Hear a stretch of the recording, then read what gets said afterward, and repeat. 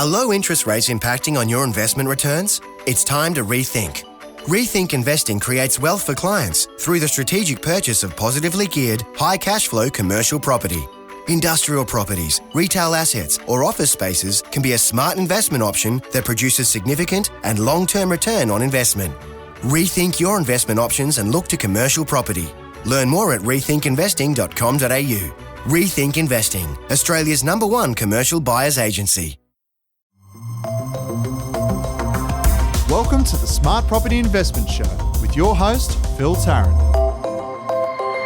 Hi everyone, thanks again for tuning in to another episode of the Smart Property Investment Show. As some of you may have noticed, Phil Tarrant is away, leaving myself, Cameron Micallef, and Quay Global Investors, Chris Bedingfield, to help keep you informed of all things property.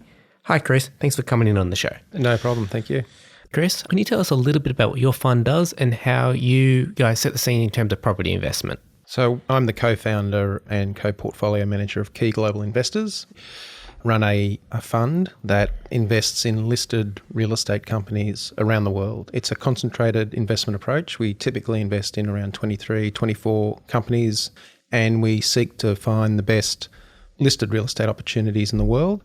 And we tend to be quite patient investors, very low turnover, and take long-term views. And how is the Australian market currently comparing to some of the larger players overseas? Australia is very expensive. Commercial real estate is very, very expensive. We find it very difficult to find value here.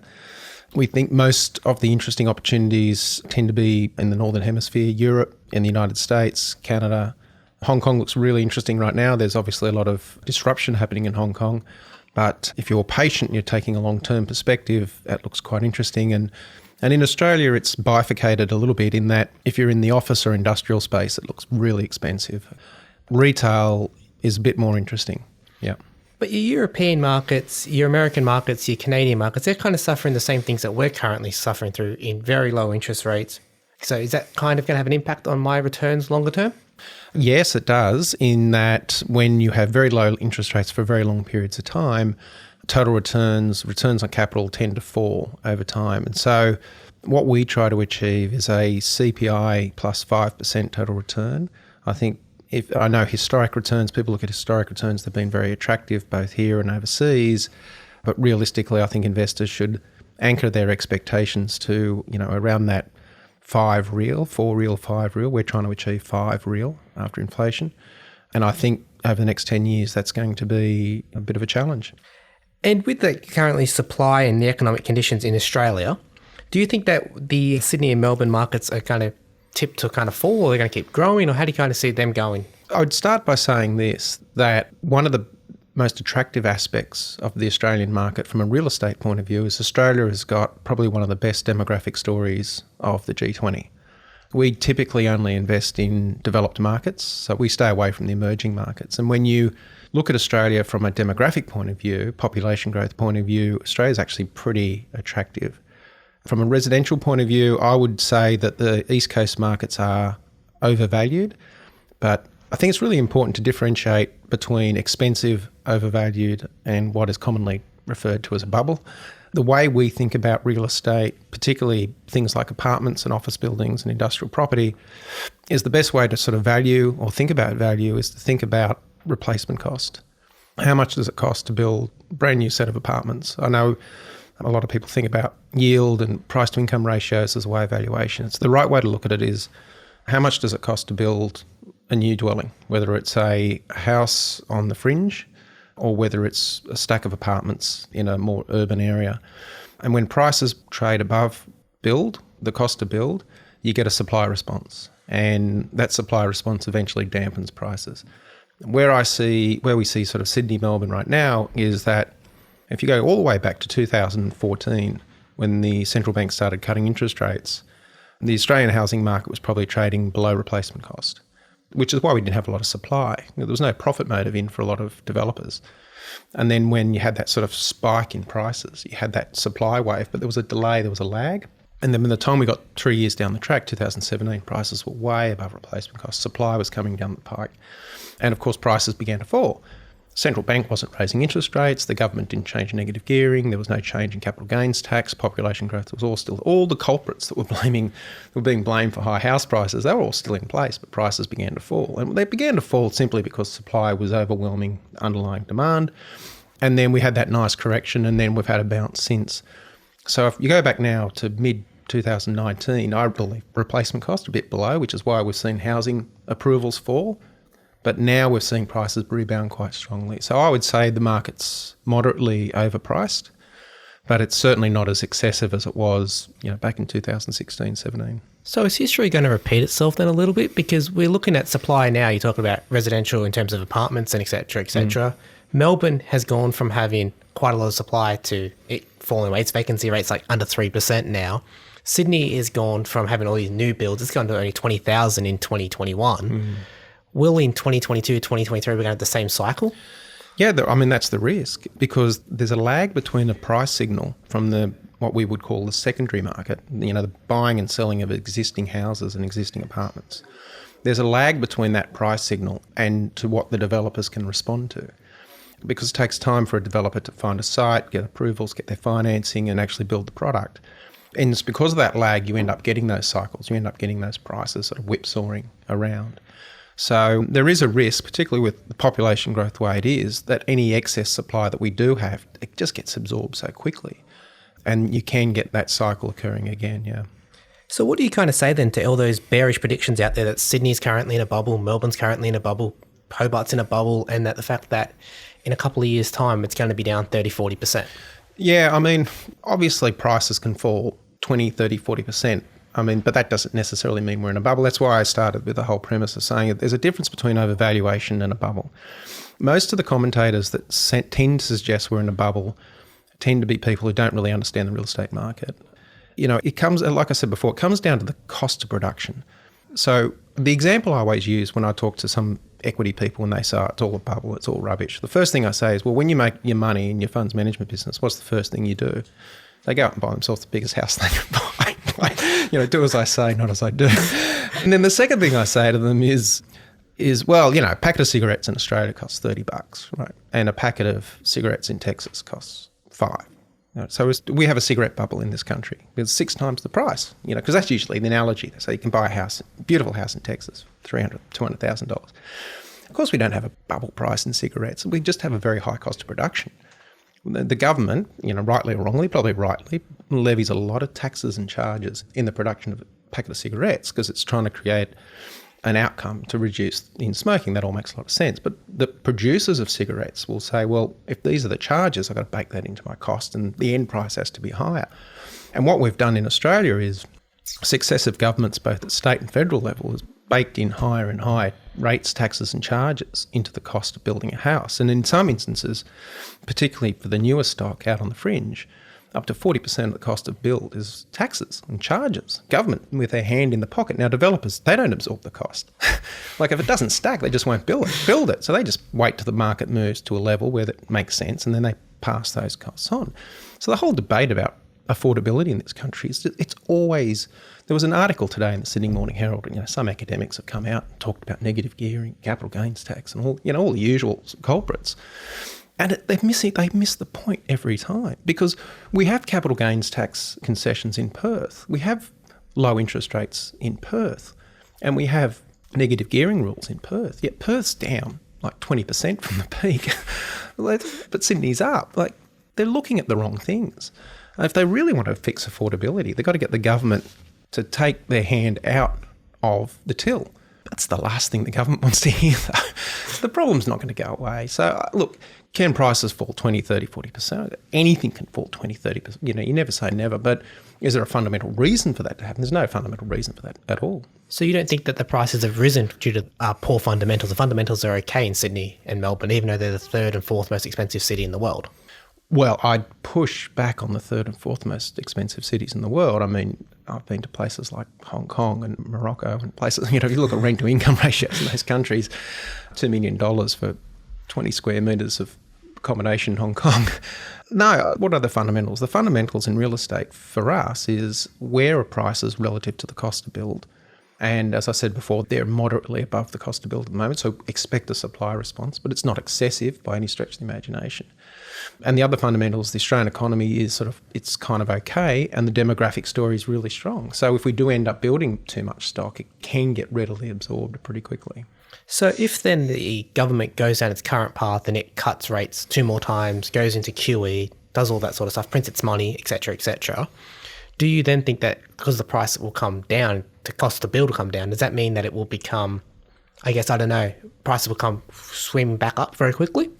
Well, first of all, the RBA cutting interest rates is something that we've been predicting since 2015. We've said two things since 2015. I think the cash rate back then was 4% or 3%.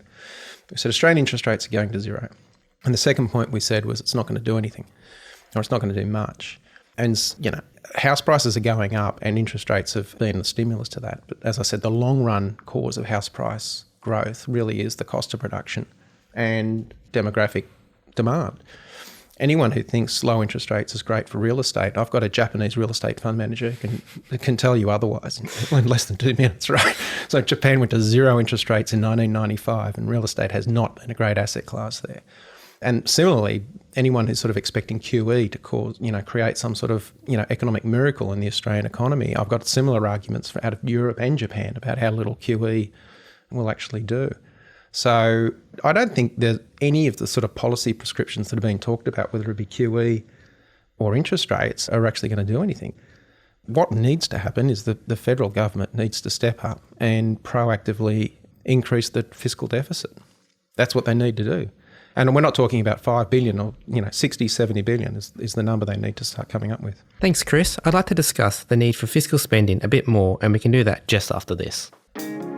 If you're a regular listener to the Smart Property Investment Show, then odds are you're already a property fanatic who loves hearing stories on investing from real people, the good, the bad and the ugly. Be with people just like you and join the group Passionate Property Investors on Facebook now. Become part of a community who know what to do and when to do it.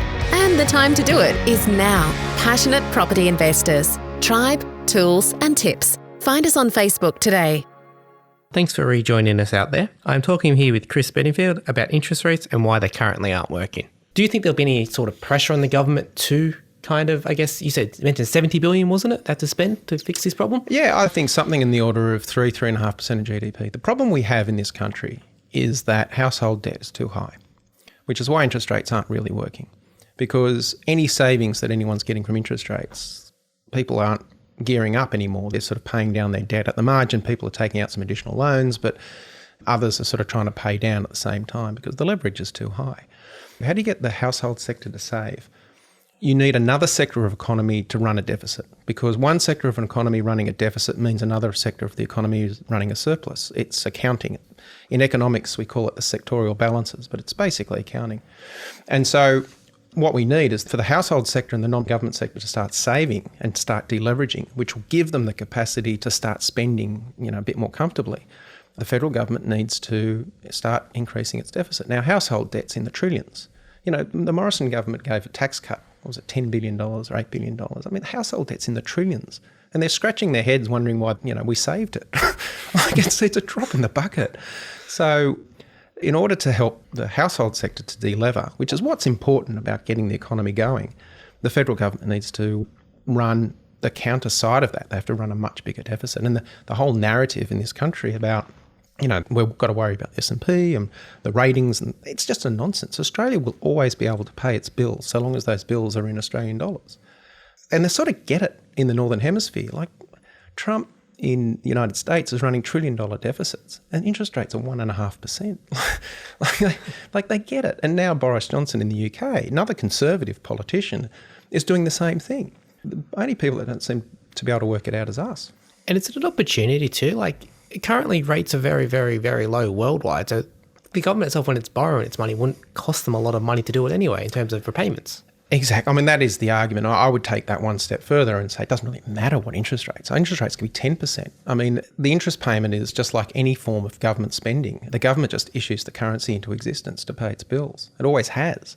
But, if that's the argument need to get going to get the government to start doing the right thing, you can say, well, I would say it this way. I'd say The biggest risk of too much government spending is inflation, and the bond market is telling you inflation is the last thing you need to be worried about. So get to it. So if the government then doesn't spend, where is we going to end up? Do you think we're going to have Melbourne predicted to be the $1 million club in 2021? Sydney's predicted to get to 1.2. Are you going to see intergenerational loans? Are we going to go that far? Well, I think it turns into a world of haves and have-nots. There's no doubt about it. That people that are asset rich and have been able to pay down their loans, they don't mind a bad economy. In fact, they pine for a bad economy because labour becomes cheap because unemployment goes up and you can get services much cheaper and you don't have your mortgage to pay. So, yeah, if we can't sort of balance the economy better, that doesn't necessarily mean asset prices fall. It just means there's a bigger gap between people that have it and people that don't. But what about that argument that we always hear that the lower the rates are, the better the property market is? Is that, as we've spoken through the last 20 minutes, is that kind of completely just rubbish in your opinion? It's true in the very short term. It's true in the very short term. It's very, very easy to understand that when rates are lower or when the central bank cuts rates, people looking to get in the housing market get the calculator out or they go to their mortgage broker and they can work out they can borrow more or they can borrow the same and be more comfortable. So that all works in the short term. But in the long term, what really drives it is the cost to build. And so prices go above and below the cost to build. And I can give you countless, when we talked about Japan a moment ago about interest rates. I mean, in Australia, in the late 1980s, we had mortgage rates between 1988 and 1989, 1990, we had mortgage rates of 17%. House prices were up 50%. And then just recently, 2018, 2019, rates didn't move. Like the RBA kept it at 1.5% and house prices were falling. So in the very short term, low interest rates support house prices in the very short term. But what drives it in the long term is the cost to build. If it costs $20,000 a square metre to build an apartment in 10 years' time, I don't care where interest rates are. Prices are going to be around $20,000 a square metre apartment. They have to be, otherwise we're not going to build again. It's fair to look at that. So then as a long-term investor, like most people on smart property investment would be, they shouldn't really care that the rates, if it goes up tomorrow, if it gets cut in March, they really shouldn't worry about it. They just need to be like we are when we think about real estate, because we use the same framework. When we look at an office building or industrial property, it costs $13,000, $14,000 a square metre to build an office building in Sydney. If we can buy a listed company where we're getting into that building at $9,000, $10,000, $11,000 a square metre, you don't have to worry about interest rates. You don't have to worry about what the government's going to do. You don't have to worry about the next tweet from Trump. You don't have to worry about any of that, because I can say with a fair amount of confidence that in 10 years' time, it's going to be roughly 50% more to build. And so my capital's going to be fine. Where you get tripped up as an investor is when the emotion takes over and, someone builds maybe a really low quality apartment at $5,000 a metre or $4,000 a metre and sells it to you at $10,000 a metre, right? Okay, you might be treading water for quite a few years before you get your money back, right? So you always got to be disciplined about valuation. The asset, real estate we think is a fantastic asset class, but you still got to be disciplined around that valuation. And we've seen a little bit of that low quality builds without going too much into that. But should then the conversation in terms of real estate completely change then? In terms of like everything you kind of hear, all the narrative is always about interest rates are low, prices go up, etc., which you're telling me means nothing. Well, it means a lot in the short term. But long term, I should say, But longer term, it's not as big a driver. It's not as big a driver as what people think, no. But it's really hard to get people to think about long term. We live in an age of 24-hour news cycle and talking heads and interest rates. But I think if you're thinking about real estate, we have seen terrible real estate outcomes in low interest rate environments. And we've seen wonderful real estate outcomes in higher interest rate environments. It's not as correlated as people think. I'd like to pick your brain a little bit more about taxes, cost per square metres, and the impact of interest rates are having on long term on investors. We can do that just after this. Are you 100% satisfied with your current property manager? Tired of chasing them for updates? Is making more money from your property investment important to you? With your Bonza, you get one platform, one point of contact, and one low management fee. For greater ROI from your property investments, visit landlordroi.com. We're back here with Chris Bedingfield. We've been talking about interest rates, but what are some of the lessons and the views that we can take from overseas where we've had long-term, very low interest rates, including countries such as Japan, the US, and I guess parts of Europe? From a policy point of view or an investing? From an investing point of view. From an investing point of view. I think the lesson that I think local investors can get is that there is good money to be made in sectors that are not traditional. So in Australia, outside of, apartments, commercial real estate has been defined by owning either shopping centres, office towers or industrial property. But the lessons I think we can get from overseas is there are tremendous return opportunities in sectors that just aren't generally available or not really thought about in the Australian marketplace. One of those areas that we think is really interesting is student accommodation, which is particularly for countries like Australia or the United Kingdom and the United States, where in Asian countries, a Western-style education is very, very valuable and sought after. Student accommodation can provide some very low risk, very attractive total returns. Other lessons or other sectors and other asset classes include things like self-storage, data storage, really interesting space. Self-storage is really interesting. It's like apartments. It's not prone to disruption, like maybe industrial or retail or even office. There's some disruption going on. Yeah, so different types of asset classes, I think. And the other lessons as well is we have seen absolute carnage in shopping centres overseas. And, just be wary about that in our market, because I think we're a little bit behind there. And some of the pain that we're seeing overseas, I think, might be coming here.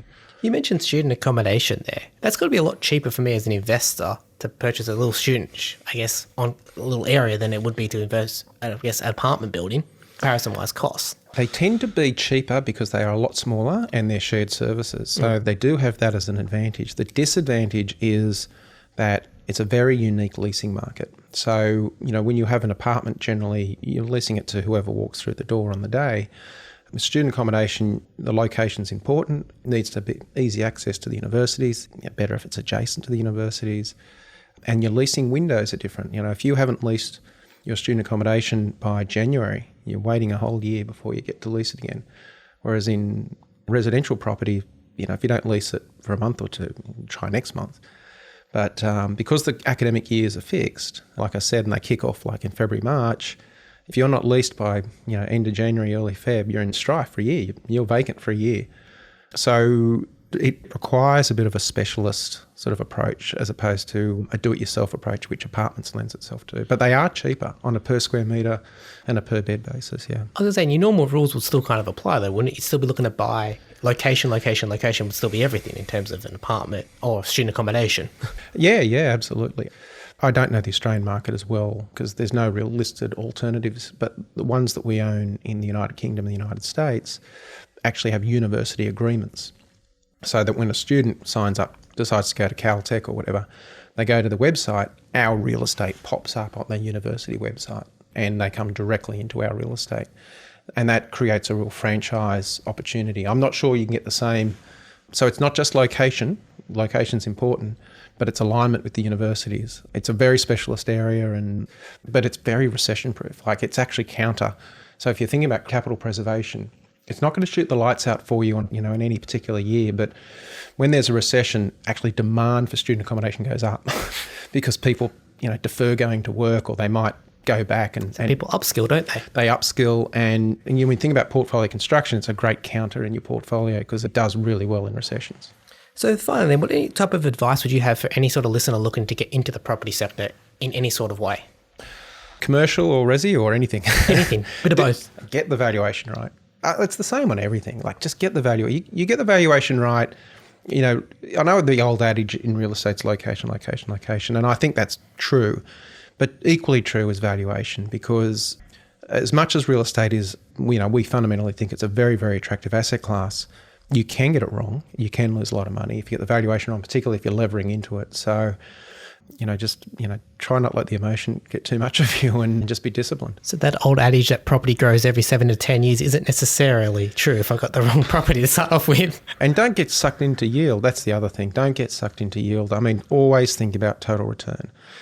We say to our investors, we will always take a company that will have lower yield but better growth prospects, because it's about getting that total return. And so you can sometimes go to sort of these regional areas in real estate and the yield looks great, but when you need to liquidate and sell, the market may not necessarily be there, and depreciation and obsolescence rates are pretty high.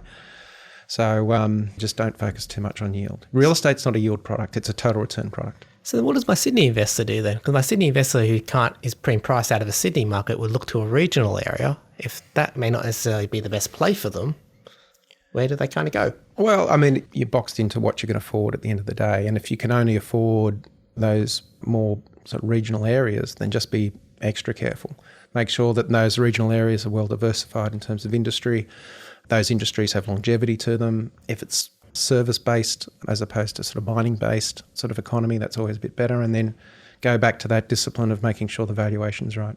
So it's all back to the fundamentals and the economics as we keep going back through. It is. And, you want a good economy, you need a good local economy, you need good demographics. If you're going into a regional town, be honest with yourself. What's this regional town going to look like in 20 years' time? Is it going to be bigger? Is it going to be smaller? If it's going to be smaller, it's like Japan, shrinking demographics, low interest rates aren't going to help you. I'd like to thank you again, Chris, for coming in. I'd like to talk about this all day, but unfortunately, all good things come to an end. And if you'd like to get in touch with Chris Bedingfield, he's at Quay Global Investors. If anyone would like to get in touch with us on the program, our email address is editor@smartpropertyinvestment.com.au, or you can hit us up on any of the socials. Again, Phil Tarrant should be back next week. I was your host, Cameron Micallef. The information featured in this podcast is general in nature and does not take into consideration your financial situation or individual needs and should not be relied upon. Before making any investment, insurance, tax, property or financial planning decision, you should consult a licensed professional who can advise whether your decision is appropriate for you. Guests appearing on this podcast may have a commercial relationship with the companies mentioned.